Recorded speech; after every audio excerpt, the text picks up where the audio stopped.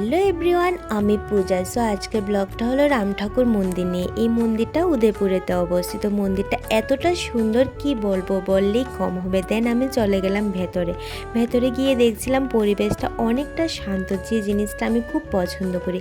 তারপর দেখছিলাম অনেকে বসে কথা বলছিল, কিন্তু খুব আস্তেই কথা বলছিল। দেখছিলাম পুরোটা মন্দিরই হোয়াইট কালার তো আমার অনেকটা পছন্দ, তার জন্য আমার আরও ভালো লাগছিল মন্দিরে।